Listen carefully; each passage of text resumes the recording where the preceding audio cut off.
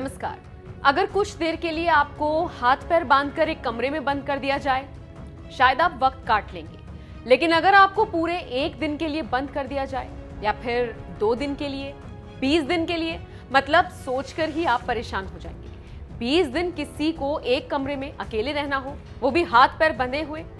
अब जरा सोचिए, पिछले 60 साल से एक शख्स मशीन में कैद है। पूरे 60 साल से ये शख्स जिंदगी जीने के लिए ही मशीन में बंद है। दरअसल ऐसा करना इस शख्स की मजबूरी है। ये शख्स कोई और नहीं बल्कि पॉल अलेक्जेंडर है। बताया जाता है कि जब वो 6 साल के थे तब उन्हें पोलियो हो गया था। इसके बाद उन्हें लकवा मार गया, जो कभी ठीक नहीं हुआ।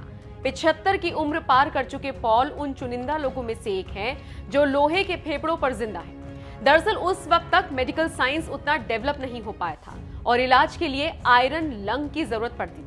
रिपोर्ट्स बताती हैं कि 6 साल की उम्र में वो अपने दोस्तों के साथ खेलने के लिए गए थे कि तभी उनको गर्दन में चोट लग गई। उनका सिर फट गया, उनको अस्पताल ले जाया गया। उनकी हालत दिन पर दिन लगातार बिगड़ने लगी। वो ना ठीक से खा पाते थे और ना ही चल पाते थे। कुछ वक्त तक वो होश खो बैठे। होश आया तो उन्होंने खुद को एक लोहे की मशीन के अंदर पाया। ये मशीन आयरन लंग्स थी। ये मशीन मरीज के अंदर ऑक्सीजन भरने का काम करती है। वो अपनी गर्दन के नीचे का हिस्सा आज भी नहीं हिला पाते, इसलिए जिंदगी जीने के लिए उन्हें इसी मशीन के अंदर कैद रहना पड़ता है। ये वाकई बहुत बड़ी बात है कि पॉल ने हार नहीं मानी। बहादुरी दिखाते हुए उन्होंने अपनी जिंदगी के इस सबसे बुरे दौर को झेला। मशीन में रहते हुए उन्होंने अपना ग्रेजुएशन पूरा किया, लॉ की डिग्री ली और फिर लॉयर बने। पॉल ने जिस तरह से खुद को जिंदा रखा, उसी तरह से दूसरों के मरे हुए मन को भी जगाने का काम किया। पॉल ने अपनी कहानी लिखी और इसको प्रकाशित करवाया। इसे लिखने में उन्हें 8 साल से ज्यादा का वक्त लगा।